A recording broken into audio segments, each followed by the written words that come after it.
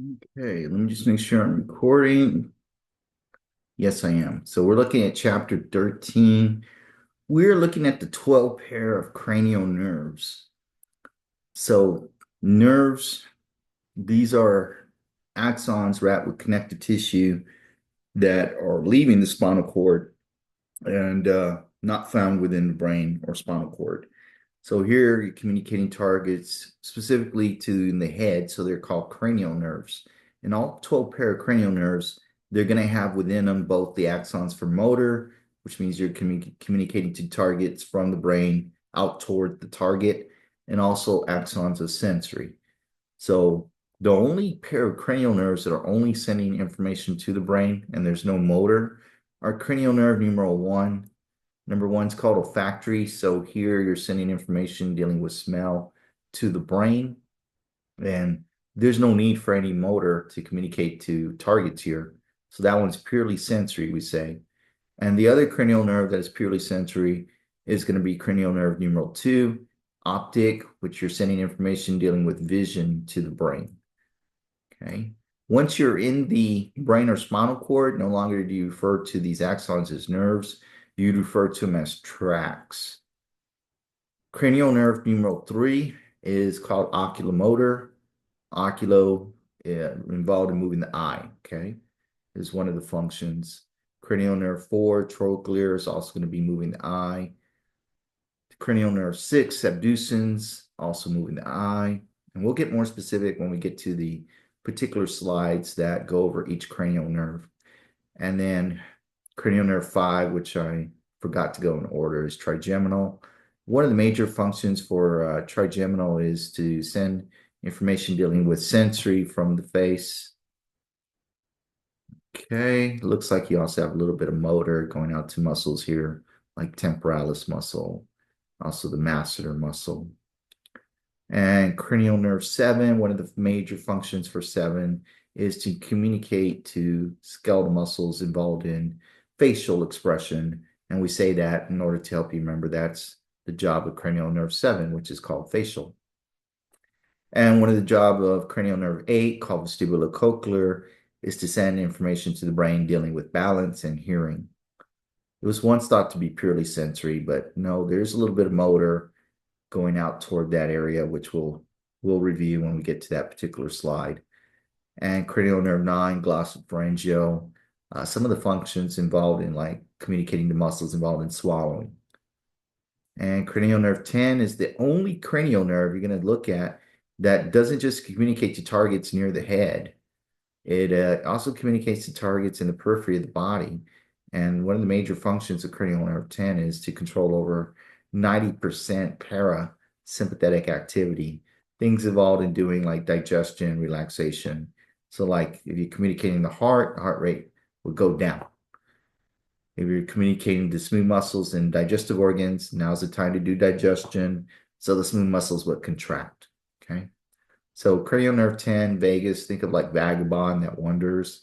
It's the only cranial nerve that communicates to targets away from the head. We say the periphery of the body, and it will control over 90% parasympathetic activity. Cranial nerve 11, accessory, you can see it's communicating to your sternocleidomastoid muscle to go ahead and hold your head up, and also your trapezius muscle to elevate your shoulders. Cranial nerve 12, hypoglosso, hypo below, glosso referring to your tongue. Cranial nerve 12 communicates to the skeletal muscles involved in moving your tongue as you're chewing food to manipulate the food or to also use your tongue for communication. So that's just a brief introduction of the 12 pair of cranial nerves. There in chapter 13, they have a little review of the nervous system, how it's broken down, and I'll go over it with you quickly again. Your central nervous system, which they're not going to focus in this chapter, consists of your brain and your spinal cord. Whereas the peripheral nervous system, PNS, is the actual nerves that come off the brainstem or spinal cord, and that include the 12 pair of cranial nerves and 31 pair of your spinal nerves. Any axons within the nerves that are sending your information up to the brain For sensory, well, that's how they're named. They're called sensory, or you may say afferent, but I learned it as sensory. Any axons from the brain to communicate outward toward targets are referred to as motor. Motor, the targets got further broken down into specific what targets do you communicate to. So those axons that are communicating to skeletal muscle are referred to as somatic. And recollect, skeletal muscle is the only conscious thing that you're aware of controlling. The other targets go under autonomic because you don't have conscious control over those targets. That would include cardiac muscle, smooth muscle, and glands go under your autonomic nervous system. Then autonomic gets further broken down into two divisions. One is called sympathetic. That one communicates to targets and prepares your body for physical activity. So let's say you're communicating to the heart, your heart rate would go up during physical activity. Sympathetic, we often most say fight or flight time because you're going to be doing something physically active. Confront, which is fight, or flight, run away. And then the other part of the autonomic division is called parasympathetic. That's in times where there's no physical threat.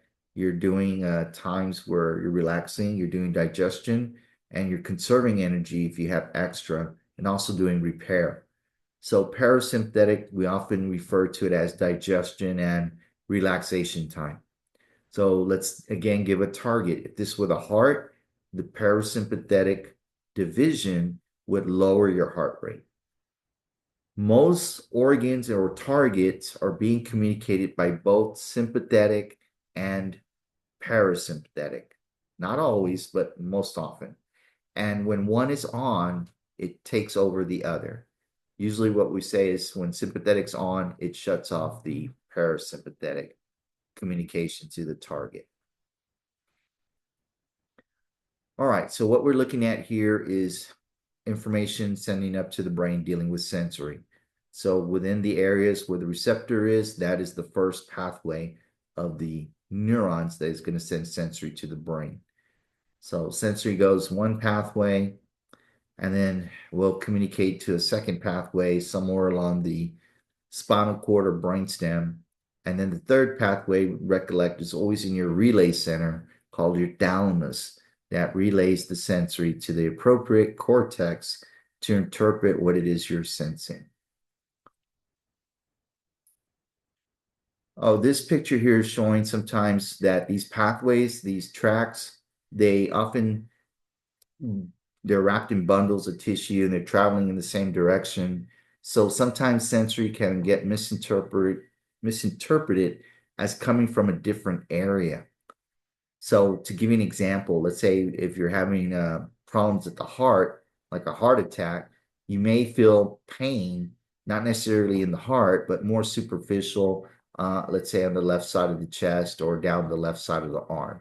So this type of interpretation of where the pain is occurring in a different location where it actually is occurring is referred to as referred pain.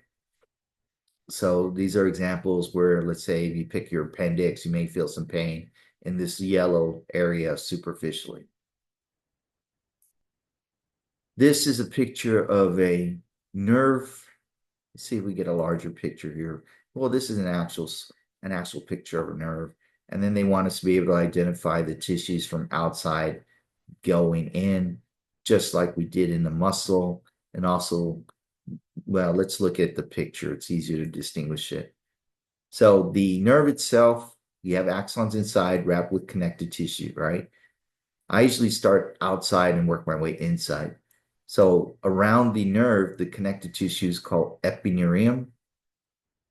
And then the units that are found within the nerve, just like similar to muscle, they're called fascicles.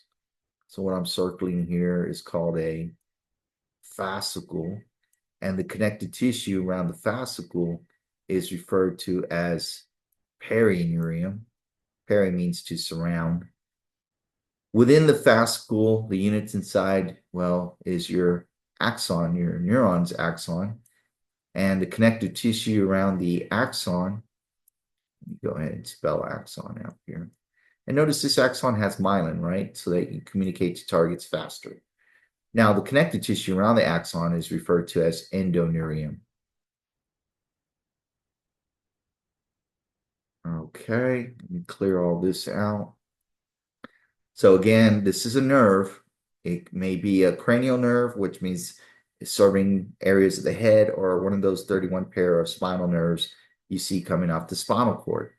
The outer tissue is called the epineurium. Epi means upon. The unit inside the nerve is called a fascicle, and the connective tissue around the fascicle is called perineurium. Peri, that prefix means to surround. And then inside the fascicles, you have axons where you could see the connective tissue around each axon is called a endoneurium. Okay, let me give me 1 minute to clear out my drawing so we can go to the next slide. There we go. So that's our picture of a nerve. Okay, let me see if I have a larger picture in the drawings here. So we're looking at a neuron and its axon.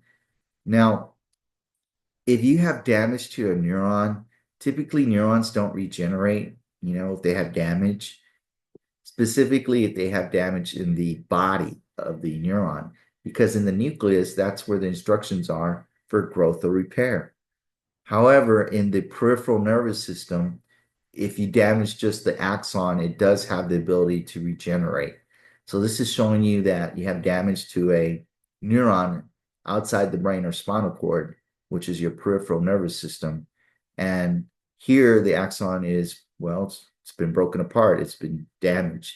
So here you got the cells called Schwann cells. They are going to help facilitate the repair of the axon. So let's go to the next slide, see what the Schwann cells do. Now, normally Schwann cells, they make myelin and they wrap it around axons so that they can communicate to targets faster. So here the Schwann cell is going to regenerate, forming what's called a regeneration tube. And the damaged tissue will release chemicals to attract white blood cells to clean up the mess. And the white blood cells here are the macrophages. So they'll clean up any dead tissue or any invader, should there be some invader here. So the Schwann cells form what's called a regeneration tube. And also chemicals are going to be released to help regenerate the neuron and make the connection to where it once was. And what helps guide that is the regeneration called, or the tube called the regeneration tube, produced by Schwann cells. So there are some repair mechanisms in the peripheral nervous system because of Schwann cells. You don't necessarily have this occur in the brain or spinal cord because we don't have Schwann cells in the brain or spinal cord. The counterpart to Schwann cells called the oligodendrocyte that makes myelin, and it doesn't have the ability to do this. Okay. Close this out. So hopefully, again, once you have this repair, it looks similar to what you had prior to the damage. Now, this here picture is showing us the 12 pair of cranial nerves. You see if there's a larger picture. Well, all right. Well, just to kind of what they want us to take note in this table here is that all cranial nerves, except for cranial nerve numeral 1 and 2, are purely sensory. Cranial nerve 1, olfactory, you're sending sensory to the brain for smell. There is no motor to communicate to targets in that area. And cranial nerve numeral 2, optic, you're sending information to the brain for vision. Okay, there is, again, no motor communication to that area. So all the cranial nerves except for 1 and 2 will have neurons for both sensory and motor, except for cranial 1 and 2. Those are the only ones that are only sending information as far as to the brain. They're only sending sensory. Okay, clear the drawings. So we can go to the next slide. Okay, so now we're looking at the 12 pericranial nerves, and I will highlight how I learned them in order. There's a little phrase in the book, something about a truck being trustworthy to help you remember. That's not how I remembered them. They are listed in Roman numerals, starting with this bulbous region called the olfactory bulb. That's where cranial nerve numeral 1 comes off of for olfaction, for smell. And then I come down. This would be cranial nerve number 2. It's called optic. That is purely sensory as well for vision. So far, 1 and 2, purely sensory. I'm going to come down kind of like a clock pattern to do the cranial nerves. Cranial nerve numeral 3 is called oculomotor. Oculo, eye, motor. It's involved in moving the eye. Cranial nerve 4 is called trochlear. Trochlear means pulley. This one communicates to the eye and pulls it down to the side. Cranial nerve 5 is trigeminal. One of the major functions of trigeminal is for sensory, to send sensory to the brain coming from the face. Cranial nerve number 6 is called abducens. Think of abduction. This one communicates and moves the eye to the side laterally, abduction. Cranial nerve numeral 7 is facial. One of the major functions is to communicate to skeletal muscles of the face for facial expression. Cranial nerve numeral 8 is called vestibulocochlear nerve. In the ear canal, deep inside, you have two organs. One's called the vestibule, the other one's called the cochlea. They will send information to the brain for hearing and balance.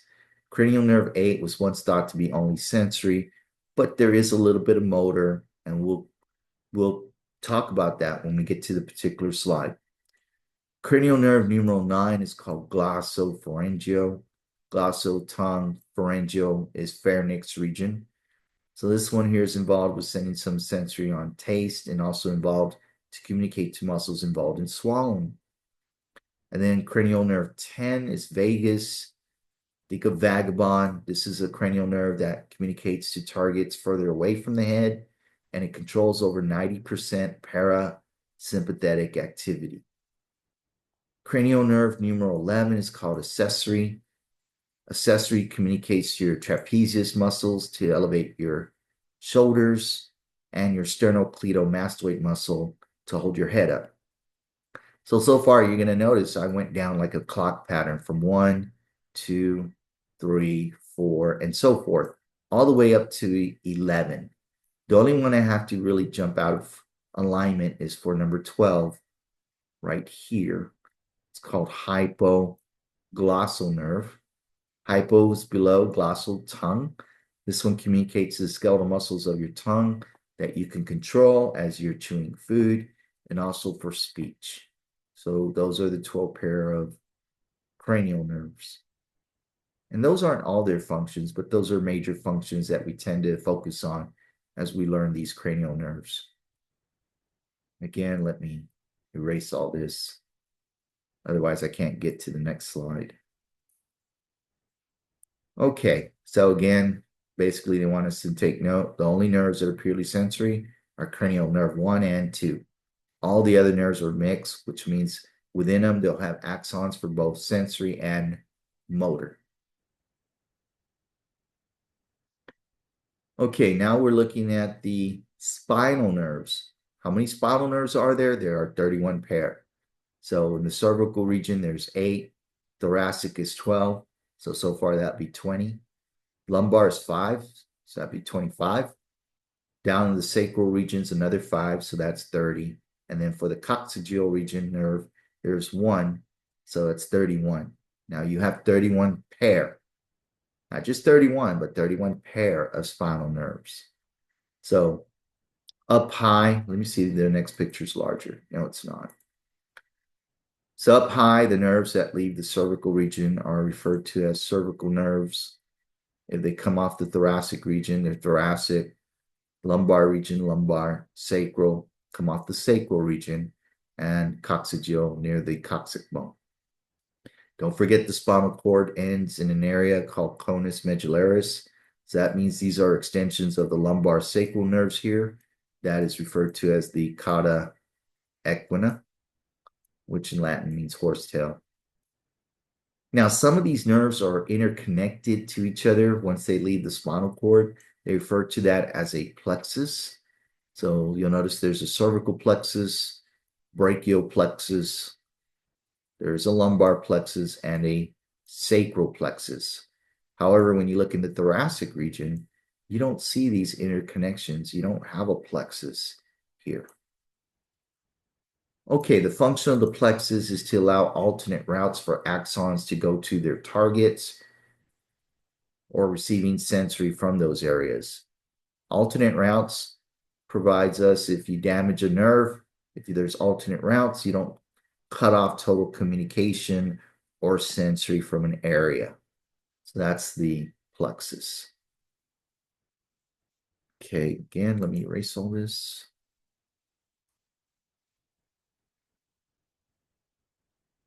Okay, now let me see if we have a larger picture. No, not necessarily. So I'm going to have to magnify a little bit here. So just to recall from last chapter, you have a ventral root, which contains axons for motor, and then the dorsal root are axons for sensory. The two roots come together to form one of your 31 pair of spinal nerves. So that means they have the axons of both sensory and motor. They're referred to as mixed then. Here in this bulbous region, that's called the dorsal root ganglion. So that's where you have a cluster of cell bodies of some of the neurons for sensory. And it's called ganglion because that indicates cell bodies are outside the spinal cord. Once the nerve is formed, it branches into what's called a ventral ramus that will serve targets in front of the body.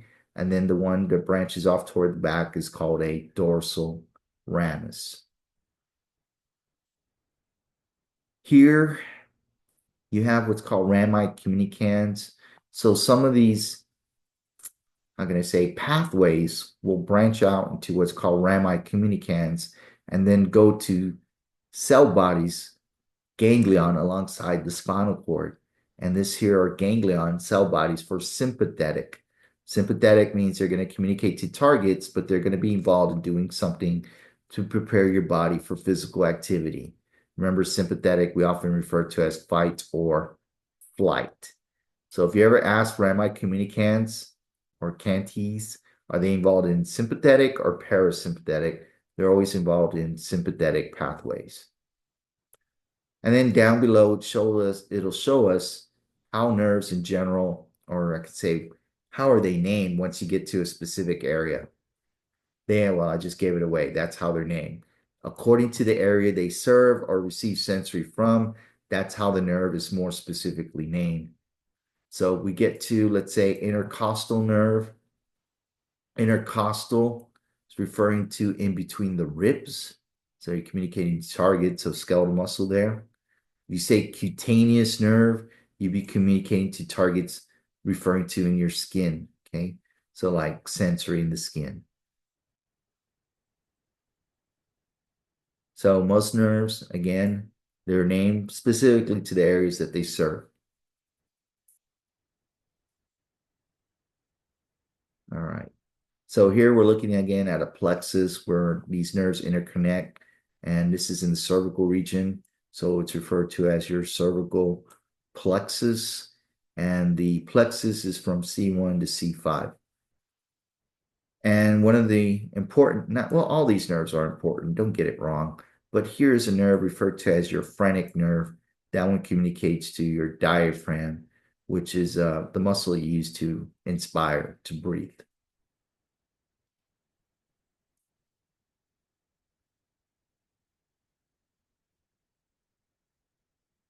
Okay, let's magnify this. Let me see here. So, leaving the spinal cord, you have a ventral root and a dorsal root. Okay. Then it branches off into rami, ventral and dorsal rami.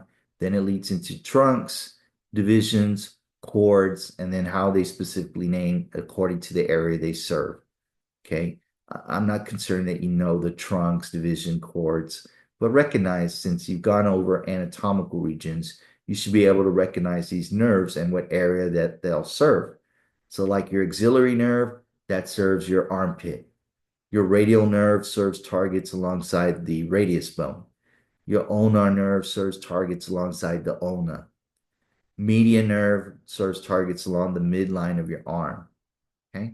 Musculocutaneous nerve will based on the picture we'll look at in a little bit, that's areas up high in the upper arm.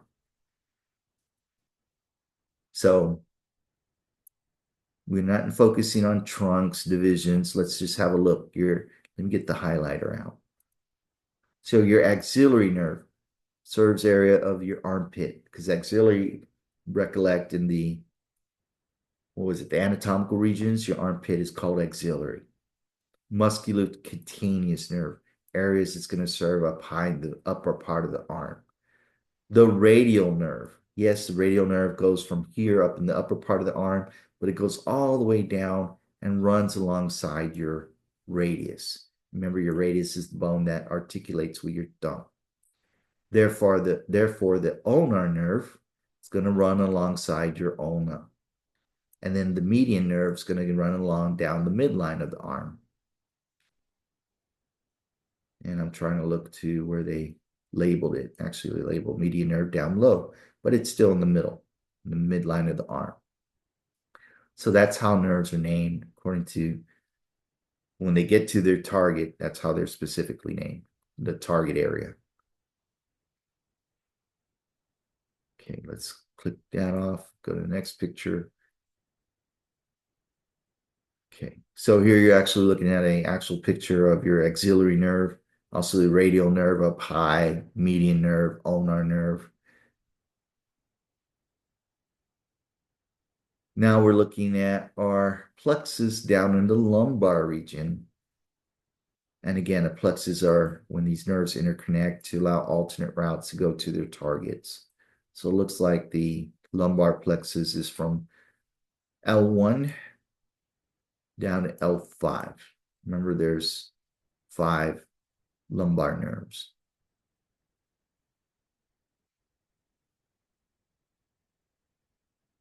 There it is, larger picture here of the lumbar plexus from L1 to L5.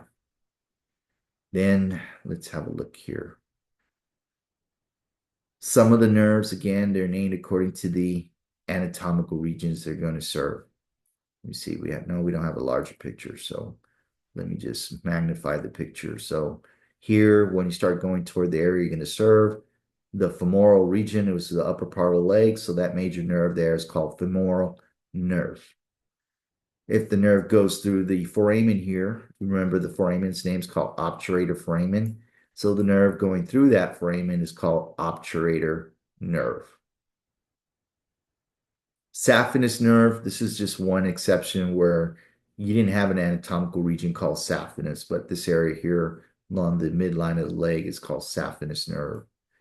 This one here is in front of your tibia, so it'll be tibial nerve.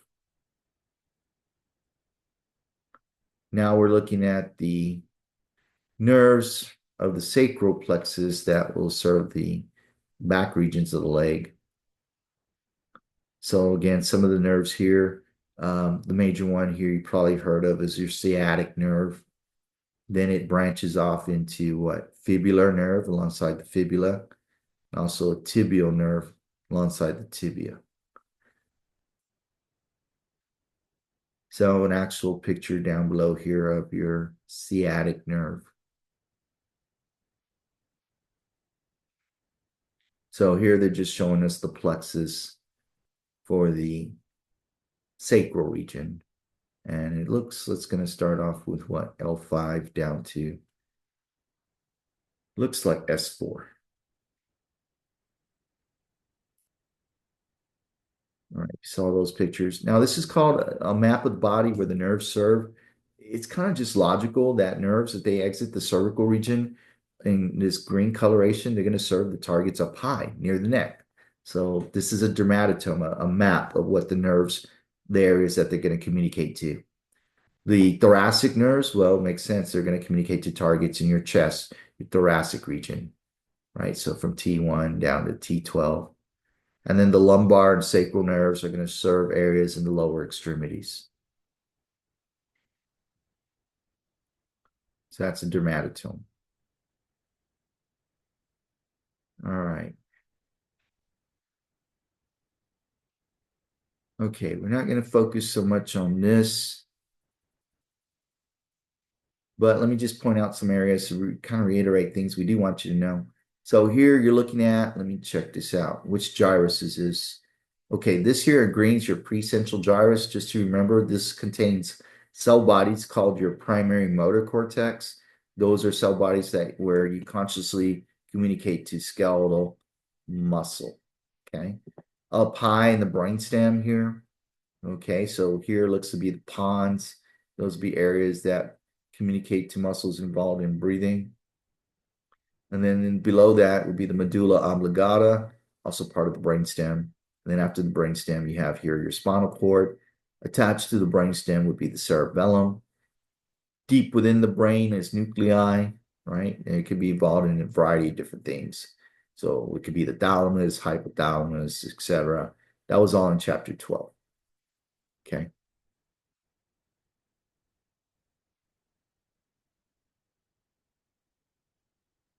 This here, you do need to know, this is a reflex. Reflexes that you're born with.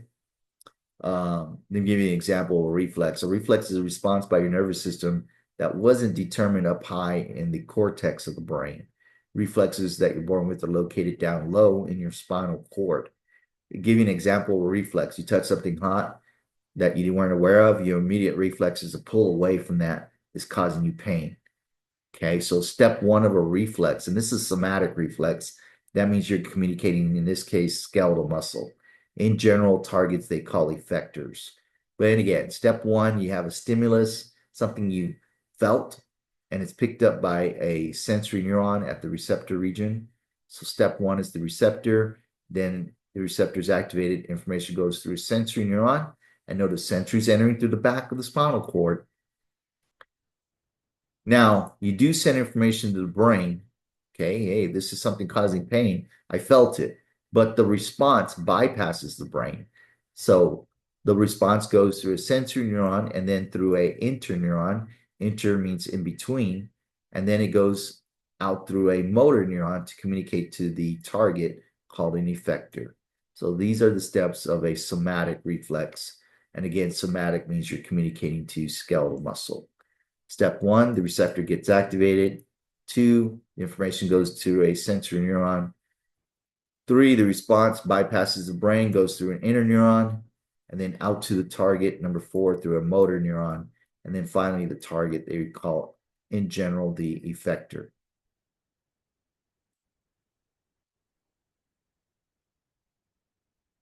Now, can you consciously control your somatic reflexes?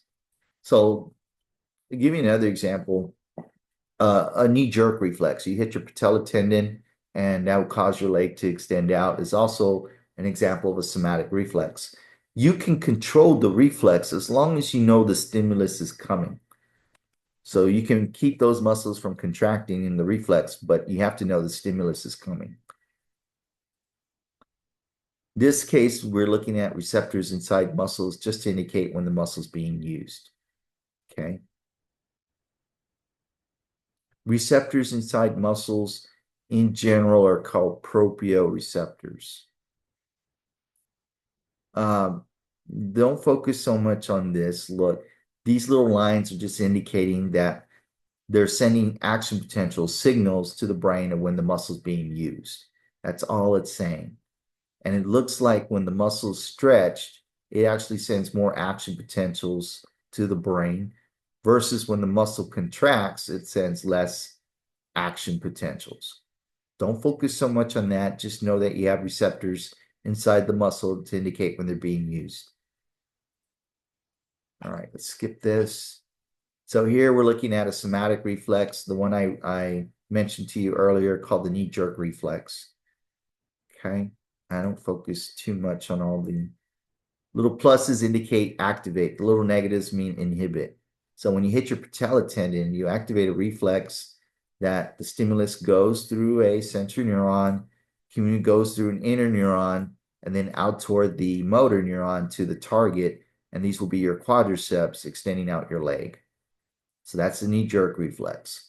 And while you're activating your quadriceps, you have to tell the hamstrings to relax. Do not move. Therefore, there's the little negative sign. So that's called the knee-jerk reflex or patellar reflex. One of those two ways is how you refer to this reflex. Okay, let us go on. We already did that. Okay, what are they showing us here? Just at some point of time, as you activate your knee jerk reflex, you don't want to overextend your leg, causing damage. So during a certain point, as you're extending out your leg, you're going to tell the quadriceps to go ahead and stop, you're done, and activate the hamstrings a little bit to counteract the reflex so you don't overextend your leg. That's all it's showing. Okay.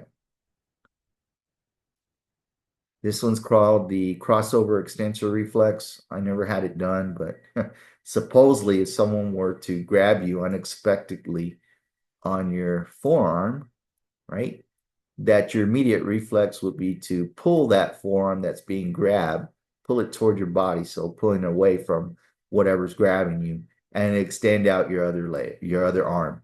Okay, that's called the crossover extensor reflex. Another example of a crossover extensor reflex that we've all experienced, I'm sure, is when you step on something painful, sharp, maybe, that you elevate the leg where the pain is and you support your weight on the other leg. That's also another example of a crossover extensor reflex. Some other reflexes you'll be exposed to in the lab are called like the abdominal reflex. Like, say, someone's going to tickle you, your immediate reaction is to turn your torso toward the stimulus to avoid being tickled. Or in boxers, where they're going to get hit, they'll turn their torso toward the stimulus to avoid being hit. Or another reflex called the Babinski reflex, where you rub the sole of the foot and your toes are supposed to flex. Okay.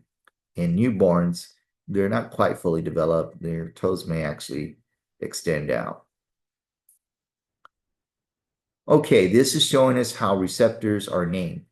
The easiest way you name a receptor for sensory is to what's activating the receptor. So an example, photoreceptor, what's activating it? Light. Thermoreceptor, what's activating it? Temperature. That's the easiest way you can classify a receptor, is by the stimulus that activates the receptor. So let me get the pen out. How are other ways you may classify a receptor? Okay. Extero.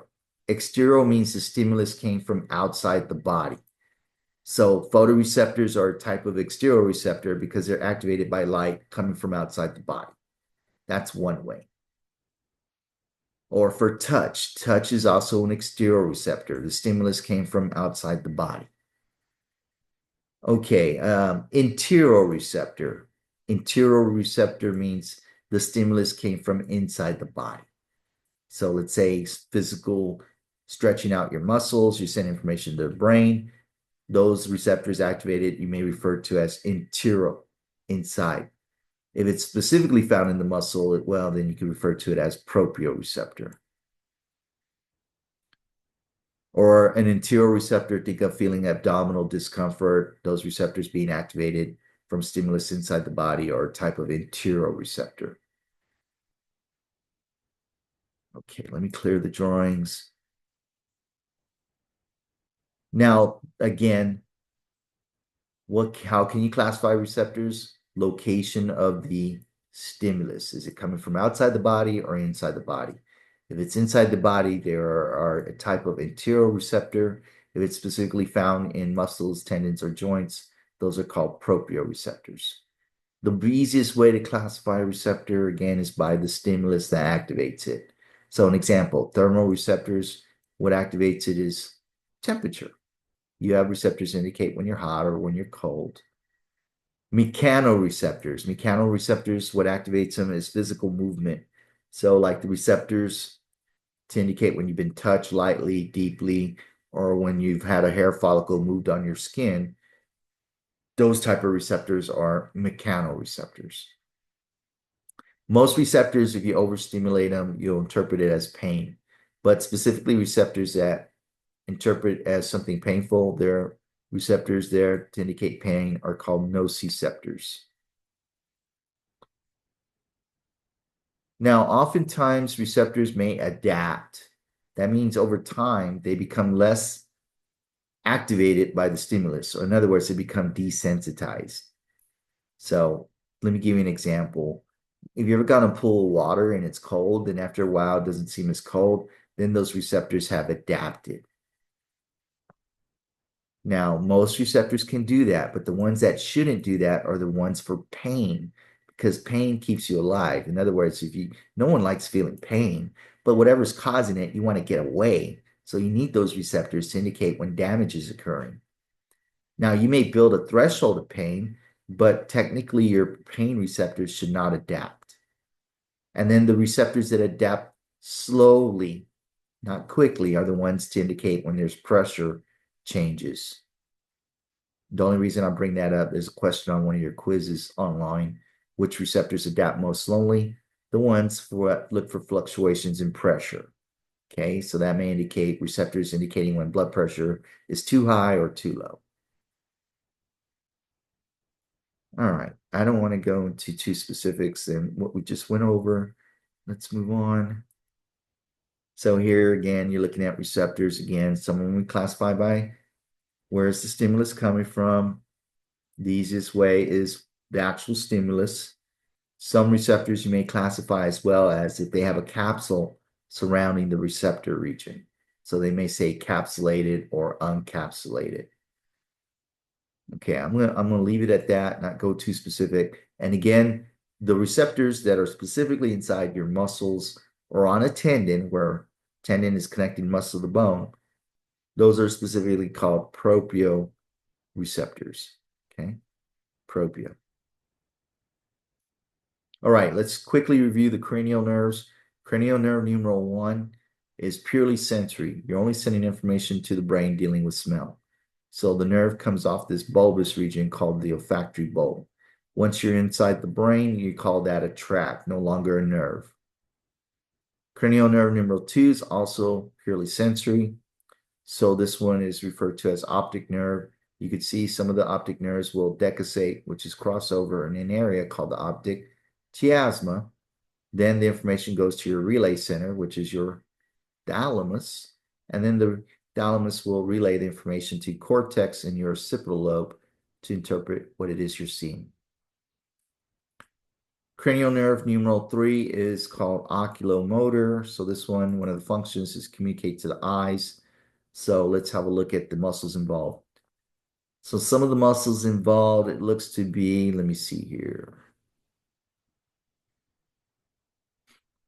Inferior oblique. And the muscle has oblique in its name. It's going to move the eye, not inferiorly, but up. So that one's moving the eye up. Rectus. If it has the name rectus in the name of the muscle, it actually moves it the way it's named. So inferior rectus will move the eye down. Levator palpebrae muscle. This one actually moves the eyelid that controls the movement of the eyelid over the eye. Superior rectus muscle, that's going to move the eye up. Okay. So those are some of the functions there of cranial nerve 3, oculomotor, and you're communicating to skeletal muscle. So don't forget that's somatic. Now you want to ask yourself, is there any autonomic function here, whether it's parasympathetic or sympathetic? So yeah, there's some parasympathetic function here. It says will cause, what does it say here? Cause the pupil to constrict. The pupil is the opening allowing light into the eye, and to constrict means to close. So you would close the pupil during times of rest or digestion, relaxation time. So that was parasympathetic activity. And what controls the diameter of the pupil is the smooth muscle called the iris. So this cranial nerve 3 communicates to the iris that will constrict your pupil of the eye. And it also will cause you to focus on objects near. Okay, so it communicates to the lens for focusing on objects near. Is there any sensory from this nerve to the brain? Yes, you do have some receptors in the muscles to indicate when they're being used. So those receptors, again, are called proprioceptors. So yes, you're sending a little bit of sensory to the brain as you're moving the eye, indicating that the muscles are being used. Okay, let me clear all these drawings. So I can go to the next slide. Cranial nerve numeral 4 is called trochlear nerve. Trochlea means pulley. So this one's communicating to the superior oblique muscle, and it's connected to the eye through a pulley fashion. So with that, when you communicate to the muscle, it's going to pull the eye down and to the side. Okay. So that's the function of cranial nerve 4, pulling the eye down to the side. Is there any sensory? Yeah, you have some proprioceptors in the muscle again to indicate that you're using that muscle to move the eye. Okay, I got to clear my drawings again before I can move to the next slide. And cranial nerve numeral, what's next? 5 is called trigeminal nerve. And one of the major functions is to send information to the brain dealing with sensory from your face. So all these nerves here are sending information from sensory from different areas. If it's down low, that's called the mandibular division. If it's up high near your maxilla, it's called maxillary division. And then sensory from up high, what do we have here? The ophthalmic division. Okay. Is there any motor? Yeah, you're communicating to muscles involved in chewing, like your masseter muscle. So there's some motor as well. Let me erase that. Go to the next slide. Cranial nerve 6 is called abducens. So this one communicates to the lateral rectus muscle. So it has rectus in its name. That's the way it's going to move the eye. It's going to move it laterally to the side for abduction. Okay, cranial nerve 7. I got to erase all this first. Is called facial nerve. And one of the major functions is to communicate to muscles causing facial expression. Therefore, we learned that facial expression to help remember that's for cranial nerve 7, facial. Is there any autonomic function here? Oh, yeah, look. Looks like there's some parasympathetic activity, parasympathetic. So here you're communicating to salivary glands to produce saliva for digestion. You're also communicating to your lacrimal gland to produce tears. So there is some autonomic, specifically parasympathetic functioning here. Okay, clear my drawings. Go to the next slide. Cranial nerve numeral 8 is called vestibulocochlear nerve. So for cranial nerve 8, you have deep in the ear and within the bone, you have an organ called the cochlea. So that one has receptors to interpret what it is you're hearing, and then you send that information to sensory to the brain. And then this organelle called the vestibule, and then these canals, these circular structures called semicircular canals, give you a sensation of balance. So they'll send information together. They'll come together, right, forming cranial nerve 8 to send information to the brain on hearing and balance. It's called your vestibulocochlear nerve. Now, it was once thought to be only sensory, but there is a little bit of motor. You have some bones here, malleus, incus, stapes. If you can remember their names when we took the test on bones. Their job is to amplify sound so you can interpret what you're hearing as being louder. Now, if you're in a loud environment, you don't want the ossicles here, malleus, incus, stapes, to amplify sound, causing damage to receptors in the cochlea. So not shown in this drawing, which we'll see later in chapter, 15, there's some muscles that attach to these bones to separate them out a little bit so they don't over amplify sound if it's too loud. Therefore, you don't cause, hopefully, damage too much to the receptors in your cochlea. So there is a little bit of motor in cranial nerve 8, but basically sending sensory for hearing and balance to the brain. Okay. Go to the next slide, cranial nerve 9. Cranial nerve 9 is called glossopharyngeal. Okay, glosso is referring to tongue. So it looks like you're sending information dealing with sensory, taste to the brain. You're also communicating to muscles involved in swallowing and has some parasympathetic activity here, communicating to the parotid gland that adds contributions in making saliva. And you also have some chemoreceptors in the carotid artery, make sure your brain's getting enough oxygen. So those are some of the functions there of this nerve, number 9, called glossopharyngeal. So it's involved in swallowing. So communicates muscles involved in swallowing. Has some receptors for taste, right? So there it's communicating receptors for taste of the tongue. Also sensory there, the tongue. Also had chemical receptors. Make sure your brain's getting a lot of oxygen, not too much carbon dioxide. Okay. All right, let me erase this. So we can go to the next slide. So let's go to our friend 10, Vegas, the vagabond, wonders. So cranial nerve 10, yes, it does communicate to muscles also involved in swallowing. It also has receptors, chemoreceptors, make sure the brain gets plenty of oxygen. But it is the only cranial nerve that will communicate to targets in the periphery of the body, means further away. It communicates to targets in the lungs, the heart, digestive organs, basically controls over 90% parasympathetic activity. So, an example, if you communicate to the heart during parasympathetic, the heart rate goes down. Communicates to muscles and digestive organs, now's the time to do digestion. Smooth muscles will contract. Communicates to the liver, produce what's called bile that's stored in a sac called the gallbladder that's involved in digestion. So to help you remember, cranial nerve 10 called vagus controls over 90% parasympathetic activity. Cranial nerve 11 is called the accessory nerve.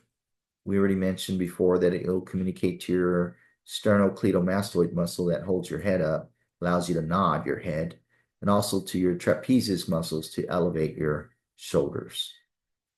So that is cranial nerve 11.